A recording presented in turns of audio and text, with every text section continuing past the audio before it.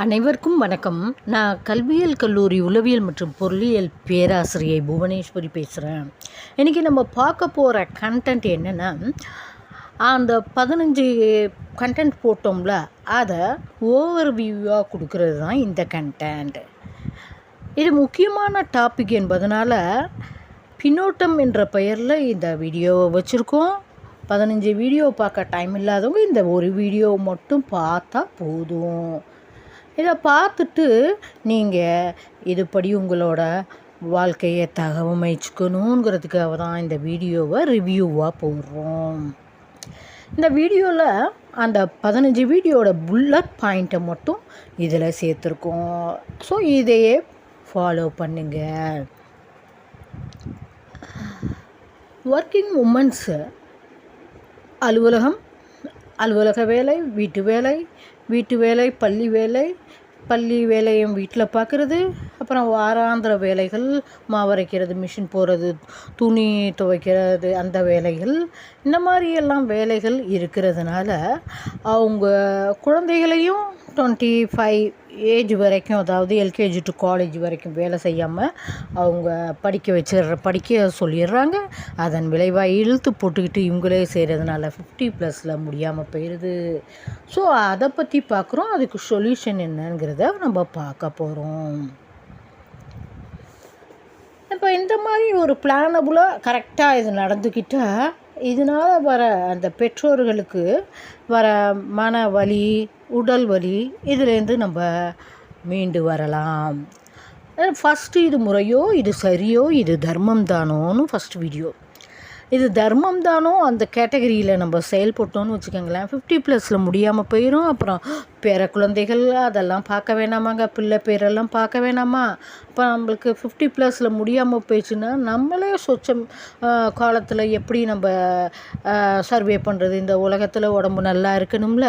அதனால் இது சரியோங்கிறது தாங்க சரி. அதில் இறங்குது, இதில் ஏறுது. ரெண்டாவது, நம்ம சுகரை குறைக்கிறோம் பேர் வலின்ட்டு இது அரிசியை வடிக்கிறோம்.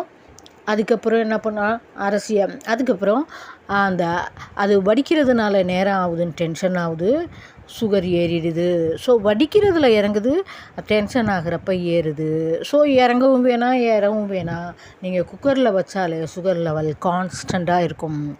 மூணாவது, அவங்க 5 காய்கறி கொண்டு வராங்க. அந்த டீச்சர் 5 காய்கறி கொண்டு வராங்கன்னா அவங்க முதல் நாளே கட் பண்ணி வச்சுருவாங்கங்க. அதுவும் உங்கள் வீட்டுக்கு ஏற்புடையதாக இல்லைங்கிற பட்சத்தில் 5 காய்கறியை சாம்பாரில் போடுங்க. 5 காய்கறி கூட்டுக்கு பொரியல் வறுவல்னு கொடுக்குறப்ப எண்ணெயை சேர்க்கணும் இல்லையா? அப்போ நீங்கள் சாம்பாரில் போடுறப்ப ஆயில் ஃப்ரீயாவது, உடம்புக்கும் நல்லது.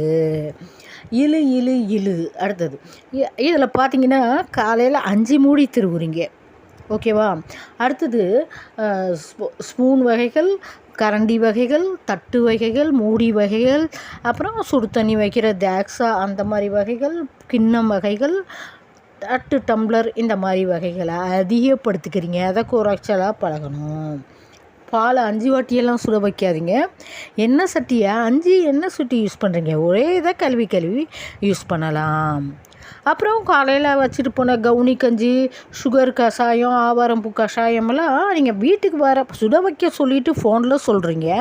வீட்டில் வந்தாலும் குடிச்சிட்டு அதை விளக்க போட்டுருங்க, அவ்வளோதான். ஆனால் அப்போயே நீங்கள் என்ன பண்ணுறீங்க, இன்னொரு பாத்திரத்தில் ட்ரான்ஸ்ஃபர் பண்ண சொல்கிறீங்க. அப்புறம் நீங்கள் அதை சுட வச்சுட்டு ஏற்கனவே உள்ள பாத்திரம் அப்படி 2 ஆகுது இல்லையா, 2 செட்டு ஆகுது இல்லையா விளக்குறதெல்லாம். அதனால் அதெல்லாம் நீங்கள் குறைச்சிக்கணும். மில்லட்டு, அது புல்லட்டு. இதில் பார்த்திங்கன்னா கம்பு, வரகு, சாமை, மாப்பிள சம்பா, மூங்கில் அரிசி, கவுனி அரிசி, இதெல்லாம் உடம்புக்கு நல்லது எடுத்துக்கிறீங்க. அதே சமயம் நீங்கள் அந்த ஸ்பீடாக சவுண்டாக பேசுகிறதுனால நீங்கள் இதெல்லாம் சாப்பிட்டு எந்த பிரயோஜனமும் இல்லை. ஏன்னா அது எனர்ஜி வழியாக போயிடும் இல்லையா? அப்போ நீங்கள் மெதுவாக பேசுகிறதையும் டீச்சர்ஸ் நீங்கள்லாம் பழகிக்கணும். வீட்டில் ஸ்பீக்கர் மாதிரி பேசக்கூடாது, அவ்வளோ சவுண்டு குறைக்கணும். வீடா வண்ணாஞ்சாலையா, அப்பப்போ புது ட்ரெஸ்ஸு போட்டாலும் உடனே துவைக்க போட்டுறது. இந்த மாதிரியெல்லாம் பண்ணிங்கன்னா அப்புறம் மலையாக கோபுரமாக குவிஞ்சு தான் இருக்கும். அதனால் துணி துவைக்கிறேன்னு சொல்லிட்டு அந்த 2 நாள் லீவையும் வேஸ்ட் பண்ணாதீங்க.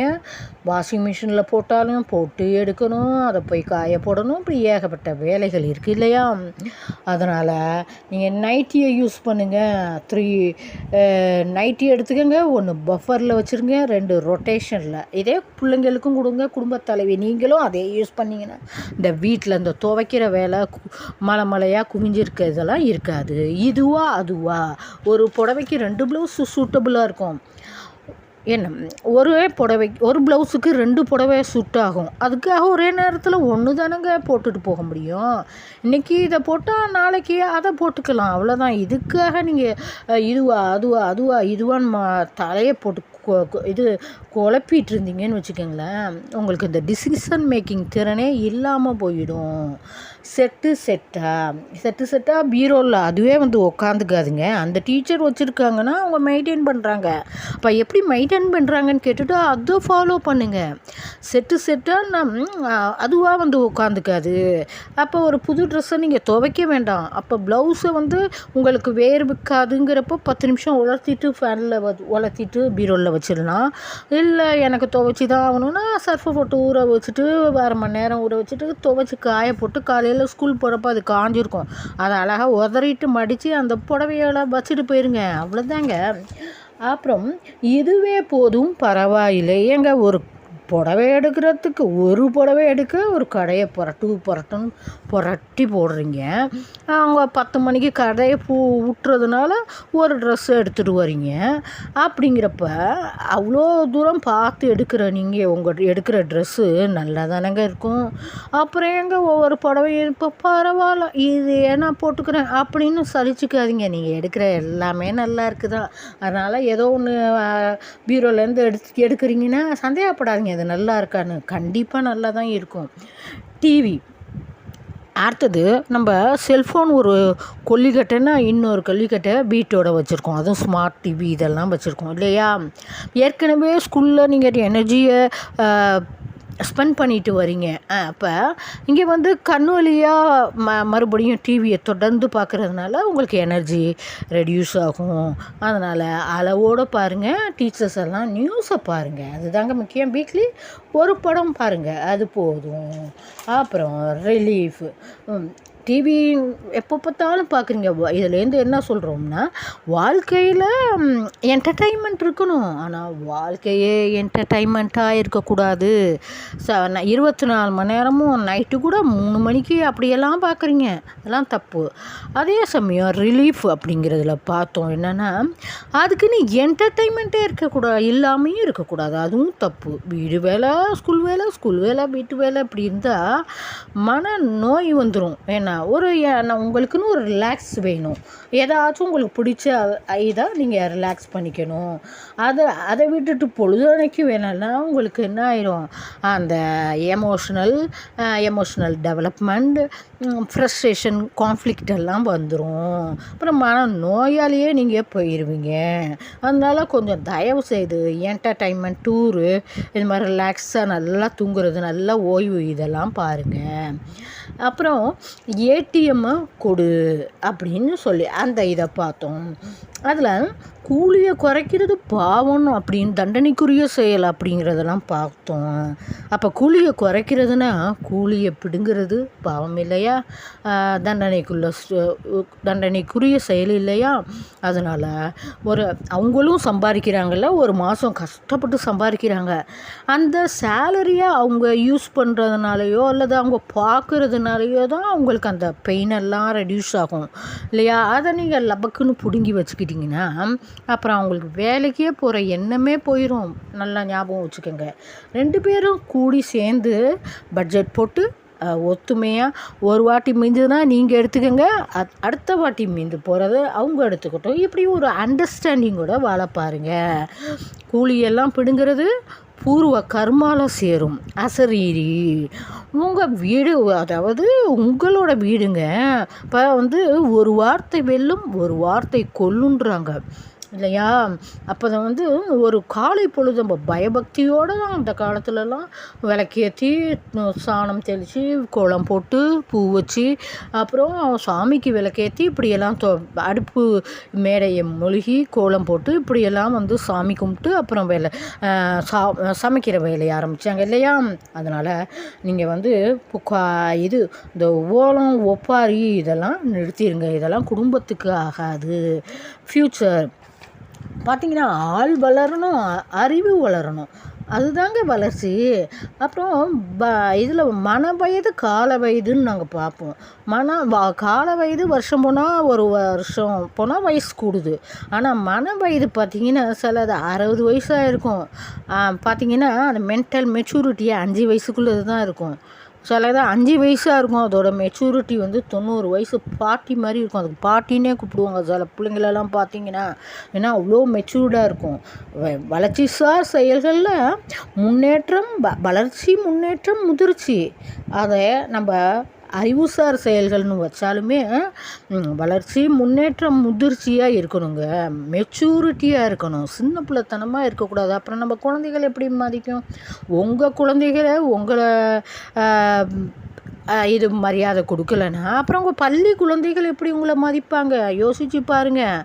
அதனால் நீங்கள் டென்ஷன் இருக்க தான் செய்யும் வேலைகள் காரணமாக. அதனால் ஒரு வேலைக்கு ஆள் அமைத்துக்குங்க, கொஞ்சம் அட்ஜஸ்ட் பண்ணிட்டு போயிருங்க. இல்லாட்டி வேலைக்கு ஆளே கிடைக்காது இல்லையா? இன் ஃப்யூச்சர்லலாம் பாருங்கள், டீச்சர்ஸ் எல்லாம் நாங்கள் இவ்வளோ சம்பாதிக்கிறோம், நாங்கள் ஏன் மாங்குன்னு வீட்லேயும் வந்து சமைக்கணும்னு சொல்லி கேட்டரிங் கொடுத்துருவாங்க. துணியெல்லாம் ஏன் துவைக்கணும், டோபிகிட்ட கொடுத்துட்டு அயன் பண்ண கொடுத்துட்டு இப்படி சொஃபிஸ்டிகேட்டடாக வாழ தான் பார்ப்பாங்க. பாருங்களேன், 2050 வந்து பார்த்திங்கன்னா இந்த மாதிரி ஆகிடும். அதனால் நீங்களும் அதே மாதிரியே இப்போ இது பண்ணிக்கோங்க, உடம்ப கெடுத்துக்காதீங்க. ஏன்னா நீங்கள் தானேங்க ஆணி வேறு, சுவர் இருந்தால் தானே சித்திரம் வரைய முடியும். தாய் தானேங்க இந்த குடும்பத்துக்கு எல்லாமே. அப்போ நீங்கள் நல்லபடியாக இருக்க வேணாமா? தங்க கூண்டில் தங்க கிளின்னு பார்த்தோம்.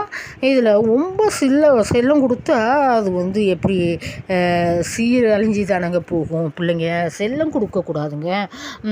ஏன்னா நம்ம செல்லம் கொடுத்து அவங்கள இது பண்ணிட்டா அப்புறம் அவங்க அந்த ஸ்கூல் முடிச்சு காலேஜ்லேருந்து எல்கேஜி டு காலேஜ் முடித்தோன்னே அவங்க என்ன பண்ணுறாங்கன்னா, நீங்கள் ஸ்கூலுக்கு போயிடுறீங்க, 5 மணிக்கு வரீங்க. அதெல்லாம் நம்ம பார்த்தோம். தங்க கூண்டில் தங்க கிளியில் பார்த்தோம்.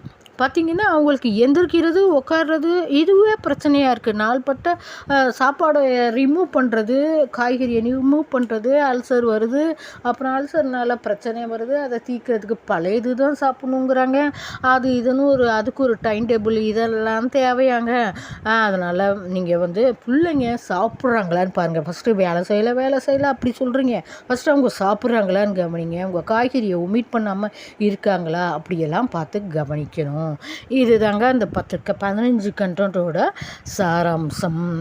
இதை ஃபாலோ பண்ணினீங்கன்னா ஒரு நல்ல ரிசல்ட்டாக இருக்கும். உங்களுக்கு வாழ்க்கைக்கும் ஒரு ஃபார்முலா உண்டுங்க.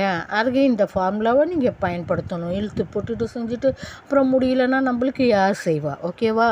ஸோ ஓகே, இப்போ நம்ம அடுத்தது வந்து ஃப்ரீ ப்ளீட்டிங் பற்றி பார்க்க போகிறோம். இந்த வீடியோ பிடிச்சிருந்தா லைக் பண்ணுங்கள், ஷேர் பண்ணுங்கள், கமெண்ட் பண்ணுங்கள், சப்ஸ்கிரைப் பண்ணுங்கள். நன்றி.